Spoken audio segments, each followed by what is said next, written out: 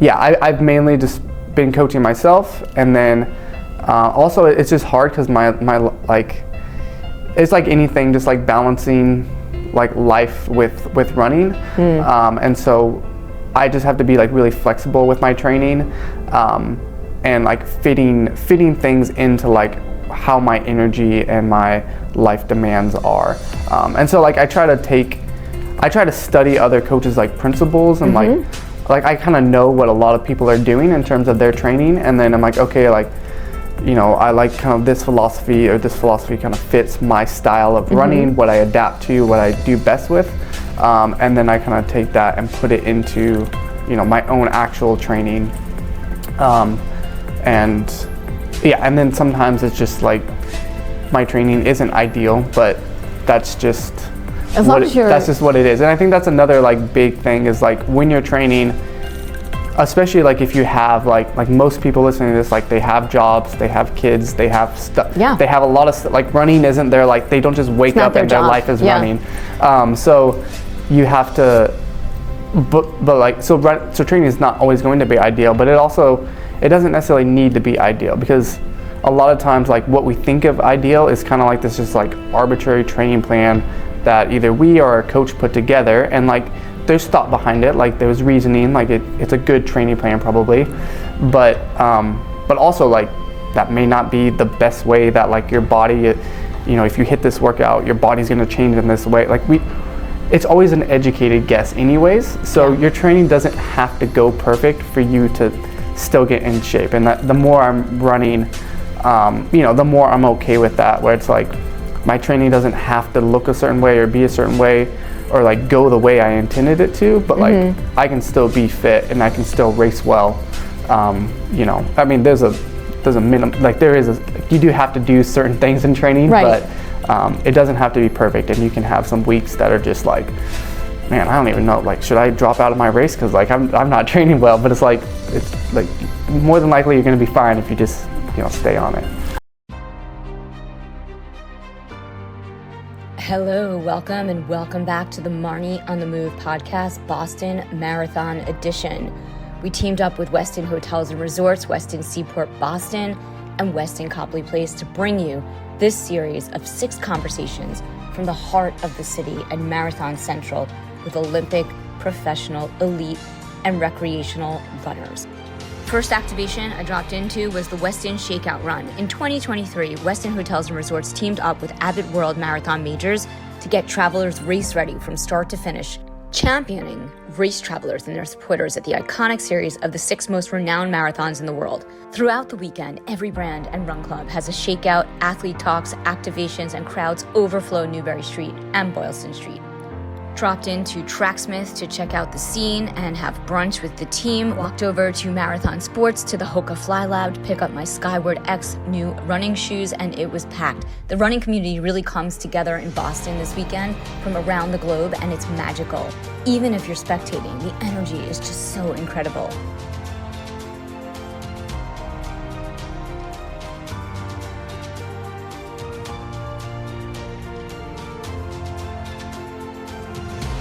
Here comes Sise Lema from Ethiopia. More of the men's pack following behind. Here comes CJ Albertson, another podcast guest, and Zach Panning. Here come the lead women's pack.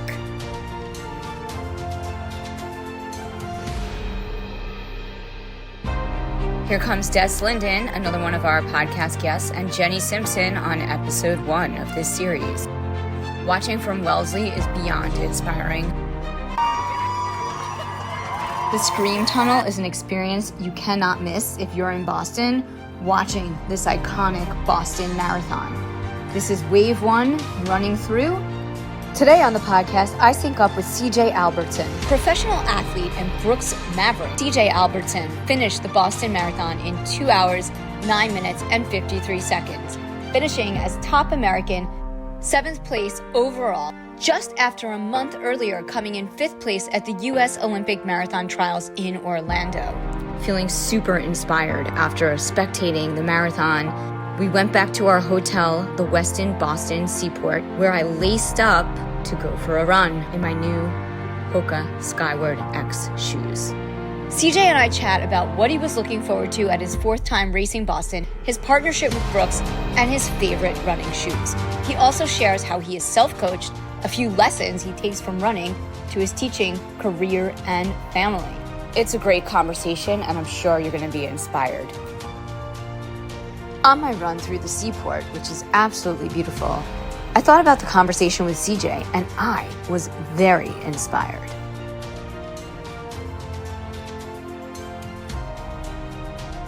Just wrapping up my run here at the seaport and heading back to the hyper ice. CJ, it's so great to meet you. Yeah, it's good to meet you too, especially here in Boston. Yeah, thanks so much for being on the podcast. I know that you are running on Monday. Yeah. This is my 4th Boston, so I'm excited. And every time I come back to Boston, it's special and just like a lot of fun. So I'm definitely ready and excited for it. What do you like the most about this course, and what keeps you coming back? I mainly just like the atmosphere, like the people out on the course. The course itself is obviously like, people talk a lot about the course and the Newton Hills and all that, but it's mainly just like the atmosphere. I mean, because you could pick, any 26-mile segment and, it'll have interesting features, I guess. But when you have like 1 million people or however many people come out to spectate, it's just really special, really awesome.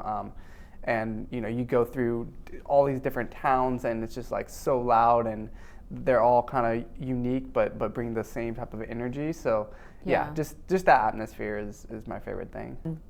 So what other marathons have you done that you love?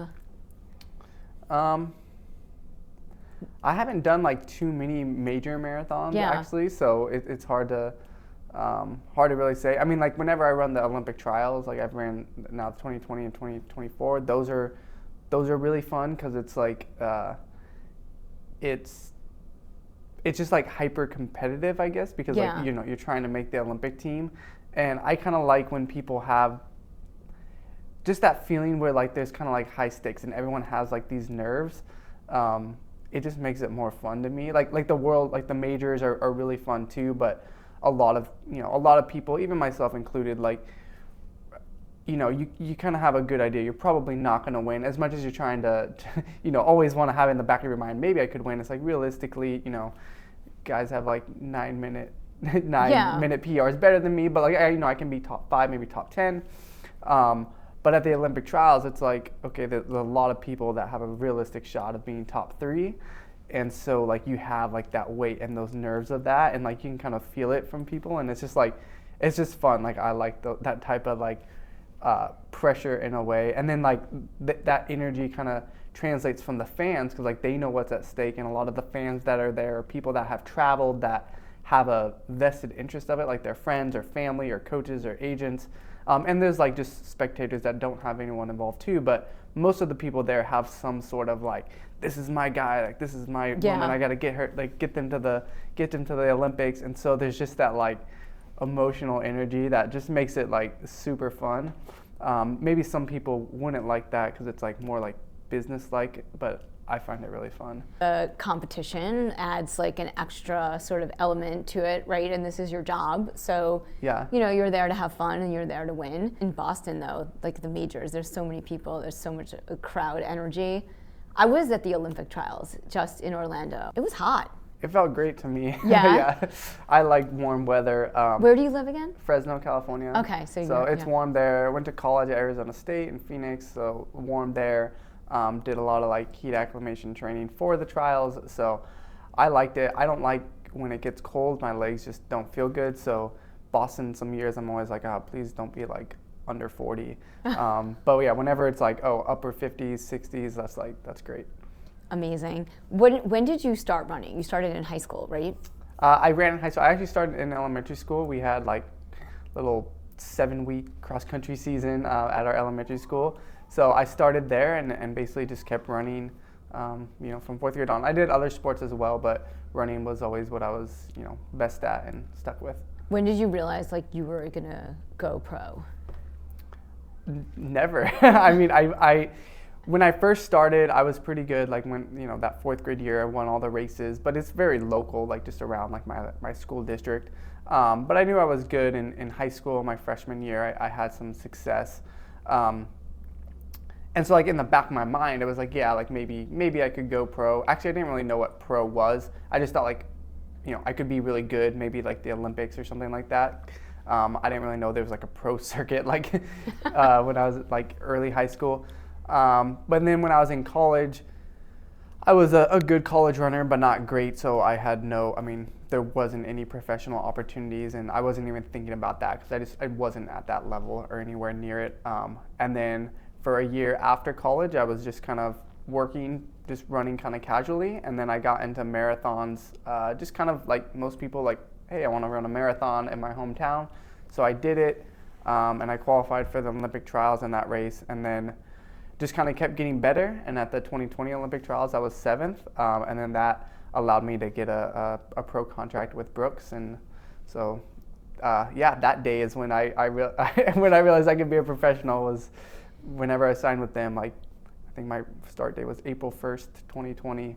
So that's amazing. And so you've run in several different pairs of Brooks shoes, like different brands. What's your go-to shoe that you like running in now?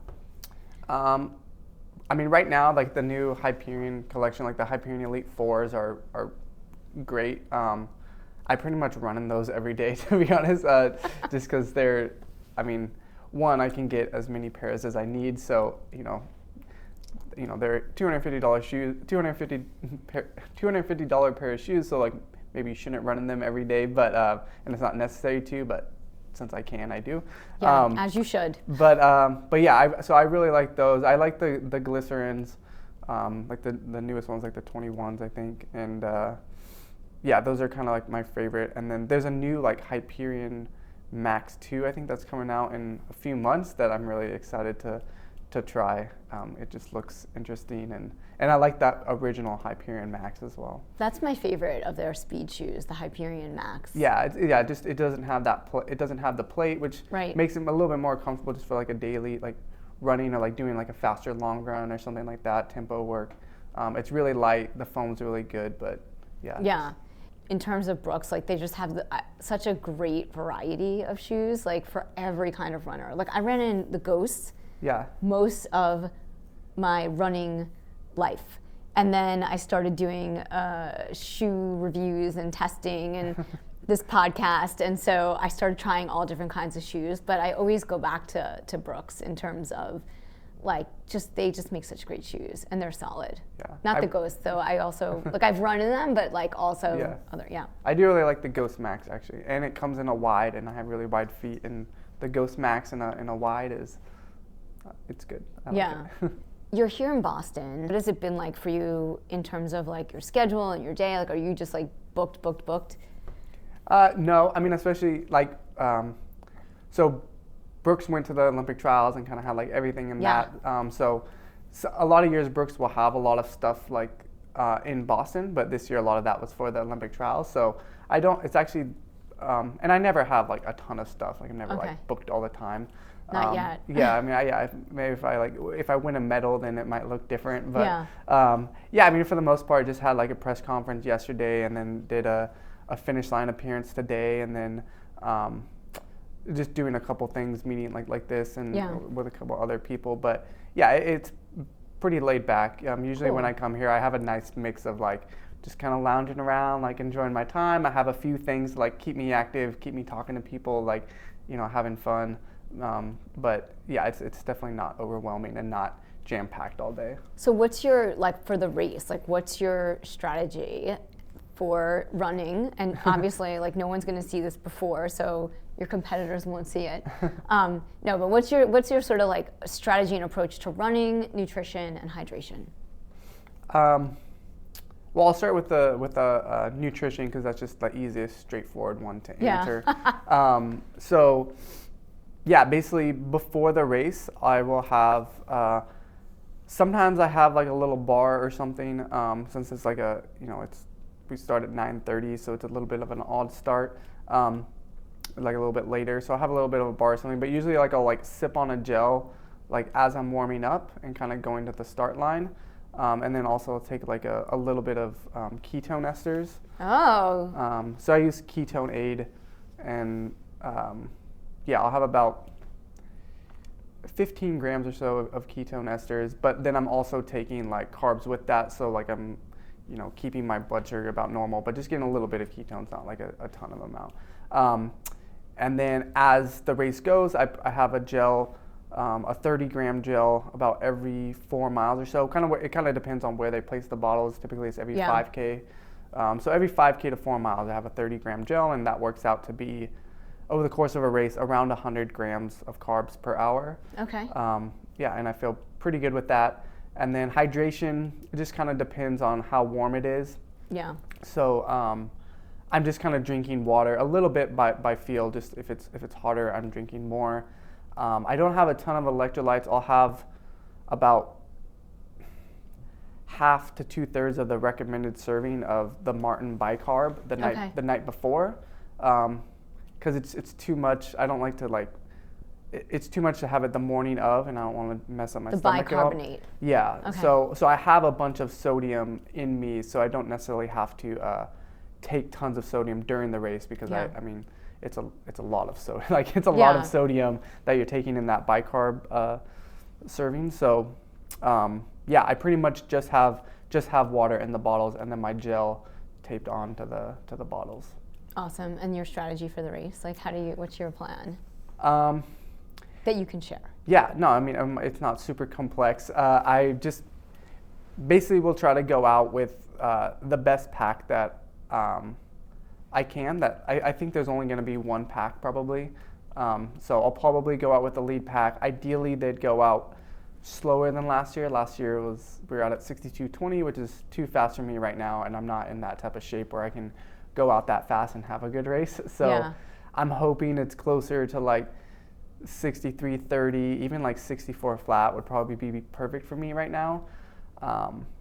But who knows what it will go out at. And if it's a little bit faster, like if we are running low 440 pace, I'll kind of just have to look around and see if there's another pack forming that I can just sit in with. Yeah. Because I don't really want to do a whole lot of like pacing work. I want to just kind of just find people and run behind, and not do a whole lot. So, but there's it's very thinned out after you get past that front group. We don't have there's not a ton of depth after those like top 15 guys that are all going to run really fast. So I don't know what type of other packs there's going to be besides that big main lead pack. Yeah. And now can we go back to ketones for a second? Because I love ketones and I use a different brand, but have you been using them for a long time? Since before the 2020 trials actually. I started using them a little bit and just kind of seeing how they worked. And yeah, I mean, I feel like definitely the longer the race, probably the better. I kind of wish it would suit me if we had more Tour de France type style running, like marathon. Let's go like a marathon every day for a week. Like that would probably be like my style, and I think ketones would be really effective there.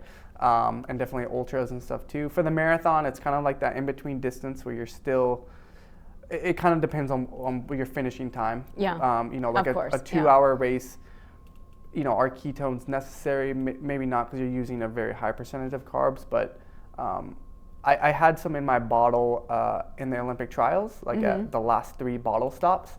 And there's, I probably only got maybe a couple grams in each one, but I think it does keep your brain a little bit active, and I was able to close well, and I don't know if the ketones had an effect or not, but my brain was, I was still like able to push and kind of like sharp the last few miles. Right, like when you're at the wall and you feel like you need to keep pushing harder, like it kind of.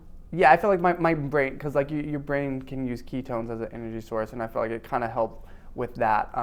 Energy system wise, you don't, at least for me, like I'm running at like a pretty high intensity for my marathon, so you don't want to have too much, because there's some studies that can kind of blunt your really high intensity stuff. Right. But if you get it just right, it can be beneficial, and definitely for recovery. Yeah. Awesome. And so you've been training with Brooks. Yeah, I'm called a Maverick. So they just made up the name for us solo people. But yeah, so I don't have a training group. I'm in Fresno, California. No one wants to have a pro training group in Fresno. I love Fresno, but it's a valley. So instead of at altitude, we're at like 100 feet of elevation, basically sea level. It's like New York. It's kind of like a mini desert. It's just a valley, so it gets really hot. But that's like where I grew up, and I have a great job there. I'm teaching and coaching at a community college, and just kind of have like a nice life. Everything's set up. My family's from there, still living there. My brother just had a baby, and like we have 2 kids, and my parents live 2 miles from us and help babysit. So it's just how like my life is there, and so and my job that when I can't run anymore will be my job till retirement is there. So that's just where I'm at, and it's you've got it all planned. That's awesome. And I'm kind of like the Brooks Mavericks, which is like we don't have a group. We're kind of like there's a few of us kind of solo athletes. Got it. So yeah, I'm with that. I still get like great support from Brooks, obviously like with like shoes and gears and stuff, but then also just when I need things, or definitely when I'm at events, and just like moral support too, since I don't have a team or a coach, like they're just kind of checking in periodically, and like it feels like they're like a part of my team, because they're just like rooting for me. And I feel like sometimes like other brands, I don't know if they necessarily have that like connection with their athletes, where it's like I feel like the people on Brooks are like literally like my team, like they're like rooting for me, and like they're like friends, like so. I mean, I definitely love the brand, and it doesn't feel like necessarily just like work. It's like these are cool people. Yeah. So you don't have a coach? No. Yeah, it's like I've briefly had a coach, but I mean just for a couple months a few years ago. But I've mainly just been coaching myself, and then also it's just hard because my like. It's like anything, just like balancing like life with running. And so I just have to be like really flexible with my training, and like fitting things into like how my energy and my life demands are. And so like I try to study other coaches' like principles, and like I kind of know what a lot of people are doing in terms of their training, and then I'm like, okay, like I like kind of this philosophy, or this philosophy kind of fits my style of running, what I adapt to, what I do best with. And then I kind of take that and put it into, my own actual training.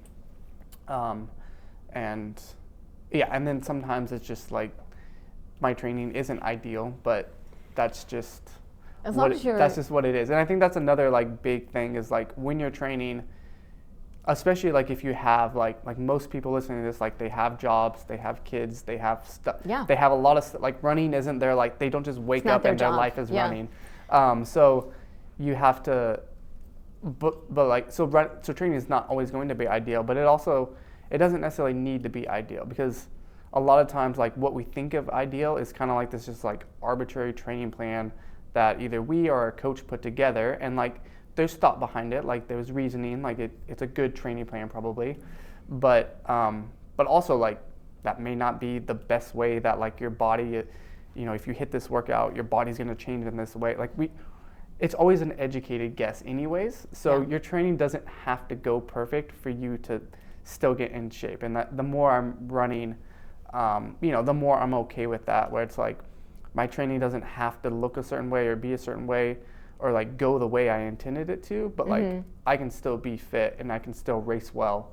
I mean, there's a minimum, like you do have to do certain things in training, but it doesn't have to be perfect. And you can have some weeks that are just like, man, I don't even know, like, should I drop out of my race? Cause like I'm not training well, but it's like more than likely you're going to be fine if you just, stay on it. I feel like I had that kind of week this week. I've been really busy like talking about running, but I haven't. Today was the first day that I have run in 5 days, which is like unheard of in my life. Like also I haven't done any cycling or swimming. Like I'm a triathlete and not a thing until today. I just had to go for a run. I just needed to get in some miles and just have that like time in my brain. like away from my work, even though I love what I do. Yeah. Consistency is probably like the only thing, right? That is like just the most important thing about training. Yeah, I mean, yeah, you have to run, you have to do some sort of training. So, I mean, even with that, like there can be fluctuations from week to week. So like, you know, you're like sometimes people will get into like weekly miles and it's like, I have to run 60 miles this week and it's like, it has to be 60, 60, 60. But like, just on average, it needs to be somewhere around 60. Maybe that's like what's best for you, but like maybe 1 week could be 50, 1 week could be 65. And it's like they're all somewhat around each other, but there's actually, there's good evidence that it's probably actually more beneficial if there's a little bit more undulation. So those people that are super like, it's got to be exactly the same every week, it's like, that's probably not even the best way to train. Yeah. It's probably better to have a little bit more of undulation, but long term, have that consistency, Yeah. So, I mean, I feel like if you are like self-coaching is awesome if you listen to yourself. That's my only thought. But I mean, that's super cool. Yeah. How do you feel like your teacher, how do you feel running empowers you for success? How do you feel like running helps you in your day-to-day? Like what lessons do you take from being out there to help other people and teach? Yeah, it's definitely, like running is just something that it takes a long time to have success with, like especially like distance running. Like you have to train for a long time to reach your potential. And while you're training, there's gonna be so much ups and downs. Like if you've been running for 10 to 15 years, it's like realistically, like to reach your lifetime potential, you do have to run for 10 to 15 years, maybe even longer. And it's not just going to be this linear progression where it's like, it's just good and you just keep getting better every single race, everything will work out. Like there's going to be so many ups and downs, so many mental moments where you're like, I don't really know if I want to keep doing this. This isn't really fun. I'm getting worse. Like, should I even, like, what's going on? And that's like also like how life is. Like life is not just this linear, like, oh, every day is better than the previous day. It's like you usually have ups and downs, lots of hard moments, lots of situations where you're like, I don't know if I want to continue this path of life or whatever. And so I think just being able to manage that in a training sense, where you can be like, okay, like I'm having a rough patch, a rough moment, and like it's okay to be frustrated with that, and like I can feel that, but also like I can like kind of keep my emotions within me and just like keep going and keep like sticking to the path that like I know is good. And that's kind of like, you know, the same thing with life is like you're going to have frustrating moments and you can feel those, but also not be controlled by those. And like you can just, you know, keep going and realize that there'll be a period of time that like you don't see the success. Right. Because that's hard. It's like when we don't see the success for a while, we're like, well, maybe I'm doing something wrong. Maybe I should stop. And sometimes you have to tweak things. But, you know, other times you just have to kind of just know that it's going to be good in the end. You just got to get past these kind of rough patches and you know, and be kind of like in this weird sense, be content with that. Like be content when things are just kind of rough sometimes. Yeah, totally.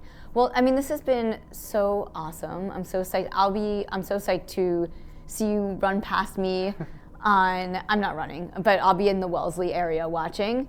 But I'm psyched for you. It's going to be fun. So this is your fourth time? Yep. Awesome. What do you like? Do you talk about what time you want to get, or not? Is that not a thing? I mean, yeah, I would like to be under 2:10 just because I've never done it, and I just like I know like I'm capable of that, and I ran. Well, the trials is my PR at 2:10.07, so I ran between 2:10.07 and 2:09.47, or no, I mean sorry, 2:11.47. Like I think nine or 10 times now. So. It's like, I know I can break 2:10, I just haven't done it yet, and it's kind of like that big barrier. But yeah, I mean, big goal would be top 5, and then time goal, I guess, you know, anywhere under 2:10 would probably be solid for where I'm at right now. Awesome. I'm rooting for you. Yeah, thanks. You're welcome. Thanks for being on the podcast. Yeah, thanks for having me.